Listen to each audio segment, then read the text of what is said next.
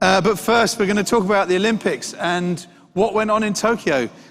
We've got Ivan Codina from LaLiga, and he's talking to, well, two very good friends here, Ivan and Fernando de Masos from Visa.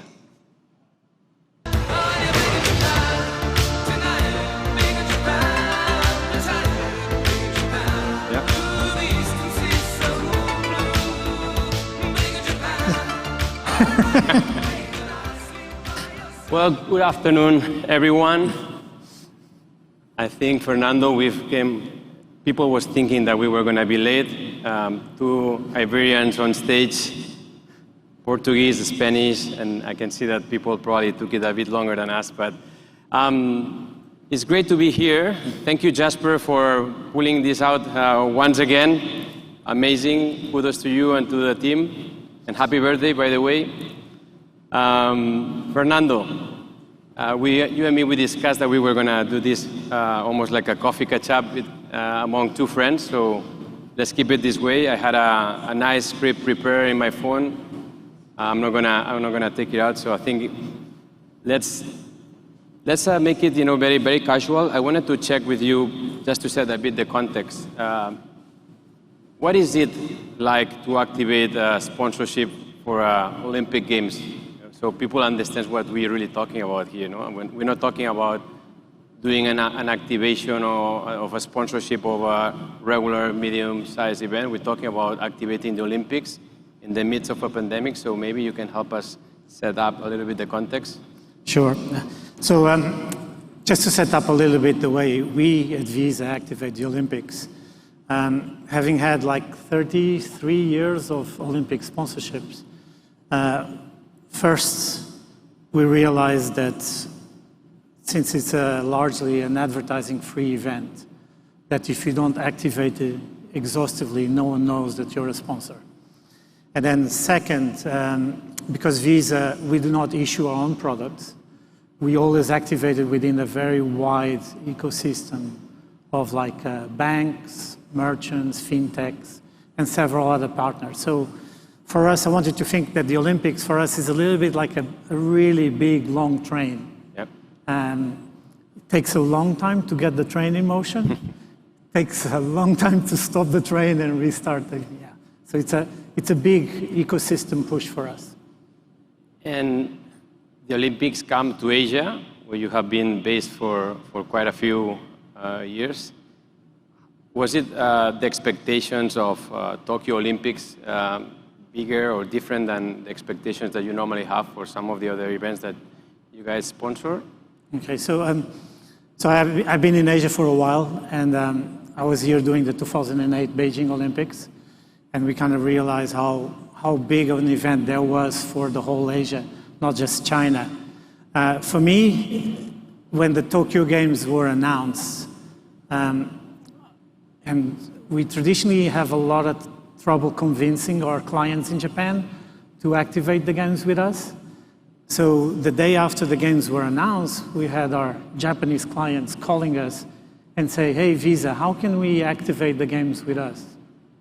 And I'm like, oh, this is going to be the easiest project of my life.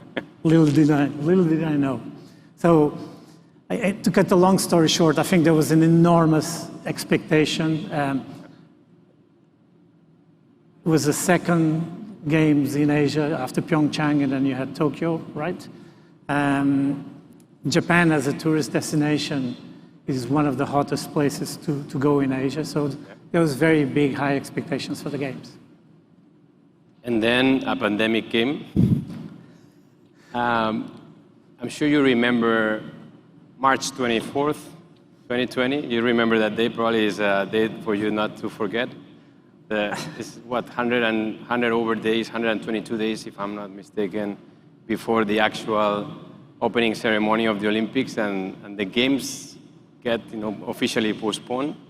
What were your thoughts back then? Yeah, so yes, I do remember that day very well. Obviously, the 6 months, a few months before, we had a lot of queries with the clients. Obviously, the pandemic started developing, and as the pandemic hit the world wide, we were getting calls from those over 100 clients we activate in Asia, are the games going to go ahead? Are the games going to be postponed? Are they going to be canceled? And contrary to what maybe a lot of people think, that we as sponsors sit the same table with President Bach, the Prime Minister of Japan, deciding if the games are going to be postponed or not. We had the same access to information that my cousin in Lisbon has access to. And he's not connected to the Olympic Games movement. So we were hearing from the news about the possibility of the games being postponed or even canceled as you were listening to it. So we just had to manage the expectation, but at the same time, we had to keep telling people, you know what, the games are going to go ahead because the IOC is giving us indication that they're going ahead. How was it dealing with the partners that you guys have in Japan to activate the partnership? Were they understanding, given the fact that it's a global pandemic? What were the biggest challenges that you were facing? Yeah, listen, obviously they understand because it's something beyond our control. I think we're really lucky because we started so early. We usually start like 1 year before. This time, in a lot of clients, we even started 2 years earlier. So you look at even the cases of Japan or even the cases of like Taiwan. When the games were announced that they were going to be postponed, actually most of our clients had finished their promotions already. So obviously, we also had clients that were about to start their promotions. So it was kind of a little bit of a hard conversation to have to a lot of them, because there's a lot of logistics involved. There's winners of promotions that were going to go to Japan, and then we didn't know in what format the Olympics were going to take, right, in the future. Obviously, as we progressed through the year, we found out that international visitors were not going to be allowed to come into Japan. So let's rejiggle everything again with all these partners that have run promotions, for example. And all this from a distance, no? You were not able to fly to Tokyo? So all this on the build-up to the games from a distance, from my guest bedroom at home. And then as we got closer to the games, and the organizing committee announced that they were going to have spectators allowed, up to 10,000 people or up to 50% capacity. And there was a sort of an enormous wave of positive attitude and feeling, which then made some of us fly to Tokyo to actually work on the games. How early did you fly in? So I was just talking at lunchtime. It was a bit like going back to the airport after a year and a half. It was quite nervous. You obviously have so many tests. If you think, for those of you that have experienced Changi, coming into Changi now, there's no comparison.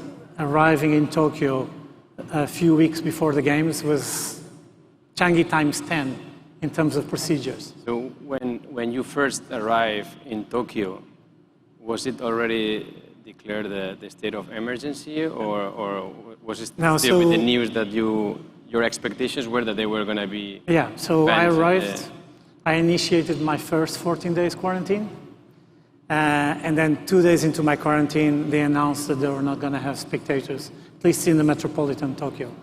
So obviously, we had, for example, a global hospitality team there putting things in place to deliver hospitality to our clients in Japan.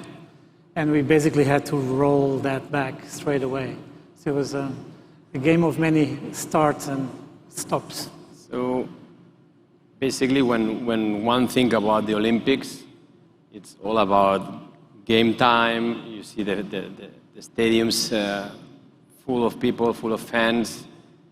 The environment, not just in the city, but in the country itself, the Olympic Village. So all this was pretty much taken away. Yeah, it was very different from the normal Olympic Games. So, usually you say the Olympic Games is for the athletes, is for the sponsors, is for the fans that come from all over the world, is for the people that live in the host city. it's for everyone, and everyone that comes to the host city enjoys the Olympic Games one way or the other. I think what I found out from Tokyo was you were either 100% in the games or you were 100% outside the games. If you were 100% in the games, you were a volunteer working at a venue. But if you're not working in a venue, then there was nothing outside of the venues happening in Tokyo. There was no sponsor activations, there was no the usual razzmatazz party atmosphere going around. There was no visitors. Most of the people that came from the games actually stayed within the bubble. So they stayed within their hotels, they went to the venues, and they went back to their hotels. So it was a very weird feeling compared to the normal games.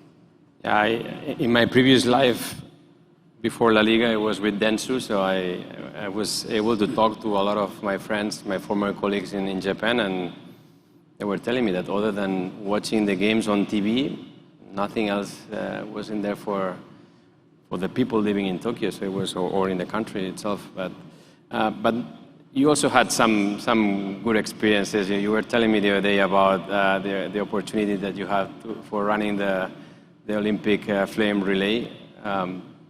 I thought that was a pretty cool one. I think you need to explain. Now it was still a very special Olympics for me. It was the first time that my company and the organizing committee gave me the chance to be one of the torch bearers. Obviously, the torch relay took a very different format. It was more of a static torch relay on the stage. Nevertheless, it was still a very special moment for someone that worked in the Olympics for a number of years.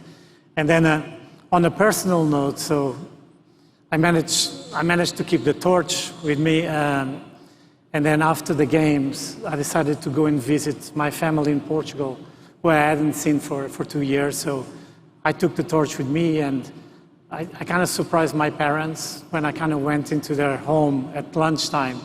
And my sister said, like, I hope you don't mind, I brought someone for lunch. And I come in with a torch and say, hey, I heard you guys are having problems lighting the barbecue, so I'm here to help. So I think my parents kind of like started crying after 2 years. So that was even more memorable for me as well. Can you imagine? And this is not a small size. It was a big thing to carry, yes. How about in the venues itself? How was the experience of watching the games? But is it really you were alone there? You were surrounded by some of the other partners. What were the limitations, just to have an understanding on what was the actual experience? So it really varies from venue to venue. For your clients as well, of course. So like I think you and I have been to the Yokohama Stadium with 70,000 people. So I went there to see a match with Japan playing France at around 200 people. It was really sleepy. And then we had the pleasure of having one of the Olympians, a skateboarder. When you compare that, for example, the women's skateboarding final must have been like 120 degrees Celsius because everyone was melting. But it had a real good excitement to it. So everyone that was allowed to go into the venue was very close to the athletes, and I think was an enormous positive atmosphere. What you saw on the athletes, we actually could see it on the stands as well. So if the smaller venues, you felt much more the environment. But also when you go into like the athletics, I remember having a chat with one of our athletes, shot putter. A big Olympic stadium in Tokyo, obviously largely empty, but the athletes from other sports were allowed to sit close to where the athletes were competing. So the athletes felt a little bit the support as well coming from the stands, which was much better than we thought was going to be. How this compared to previous Olympics that you attended, or some of the big events that you used to travel for sponsorship? Is it how different it is, and if you put it in the balance still, you think that this was still a successful Absolutely. I think we're still very successful. Obviously, it's even more successful to the athletes that trained, some of them 5 years to come to this event, right? Some of them, you heard of athletes like swimmers that won gold medals. They were 1 year before, they were swimming in backyard swimming pools of 6 meters, the ones that could access a pool. But I think it actually put the focus really on the athletes, right? And they were the people that really matter for the games. Obviously, did it have, if you ask the athletes, is it going to be a memorable games as an experience of being in Tokyo like they were expecting? I'm sure it wasn't. Because the athletes were at the village, they were going to the training ground, to the competition ground and back. So none of them actually came outside to experience Tokyo. And then you probably, I don't know if you guys heard, there was even a fun story of one of the athletes that was so in his zone with music that on his way to the competition venue, he took the wrong bus. He ended up going somewhere else.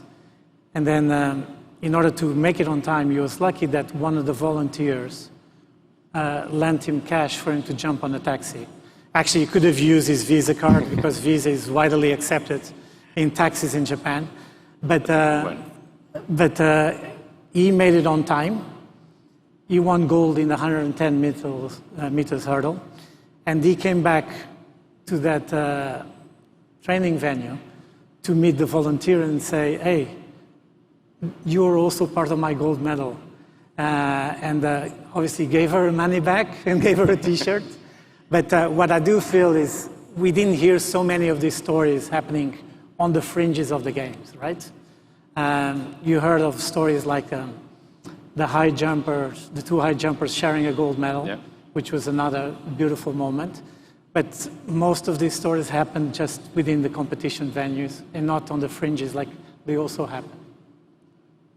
What about for your partners? You know, like you think that it was a successful, delivery of the partnership, with all the partners that you guys work in Japan, in Tokyo? Yeah, I think it was good. Well, it was more successful to the partners that started early. So I think going forward, I think we'll have more of our partners wanting to go early because it makes more sense. But I think over the years, we always been able to take a few special guests, either consumers or clients, a few hundreds to the event to watch the event live, right? And we always struggle how to bring the event into other countries all over the world. I think these games have really demonstrated that it's possible to bring a little bit of those games. Everyone has talked to exhaustion on how to bring experiences in a digital way. I think everyone is a little bit past that. I think we are going to challenge ourselves how to mix a little bit, bringing the games and the experience in digital, but also in an analog way. For example, for the Olympic Games from the IOC, we have access to backstage experiences. Obviously, no spectators, no live backstage experience. So they pivoted that into virtual backstage experiences. So it's the first time we had that from the IOC. I think we're going to work with them to make that bigger, better, so that you can hit quite a few hundreds of people in other markets outside of the host market. Another thing we kind of decided to also do is, these were the games where people were watching on TV, right? So, and then most of the markets were also having periods of lockdown. So we kind of devised this party in the boxes that people were receiving with Olympic-themed merchandise and things to get them on a more of a party mode. And they were super well received. So that's why I think we're going to continue to work with our clients to bring a little bit of this digital as well as analog experiences, so that even if you don't go to the event, you can still experience it in a sort of in a cool and engaging way. Wonderful. So it looks like after all there was some very positive learnings, and Visa was happy, with the activation of the partnership. Yeah, I think, listen, overall was was not what we had set out to do at the beginning. And after, I always joke, after 300 different case scenarios that happened throughout the last Sounds very year Japanese, by the way. Yes. But after many, many different scenarios, I think we end up with the games that were a very special moment for the world. I think it was the first time the world got together, even on TV, to watch an event that was happening and bringing the world together. And I think it was deemed a big success. I think the athletes got what they want. And for us, being the sponsor over 100 athletes, was fantastic to see how happy they were and how important it was for them to be part of the games. So it was super successful for us. Very good. Amazing experience. What's next? So obviously next we have the next Olympic Games happening in Beijing, although already a little bit limited from the perspective of people being able to travel into China. That's already been announced, but hopefully the people in China, and there's quite a number of people in China already, so they will be able to enjoy the games in Beijing. And then I know the next big event is also in Asia, so 2 big events next year, the Beijing Winter Games and then the FIFA World Cup in Qatar. Well, so another fantastic year for Asia. Hopefully things will continue to get better to allow a more normal event. Fingers crossed. Exactly. Well, Fernando, thank you very much for sharing the experience. I think it's an amazing journey that you had to go through, and happy to see that in the end was a successful activation of partnership for Visa. I can see that there is no questions, so I think you were good, in sharing as much detail as we planned. So thank you very much. A pleasure to have been here on stage with you.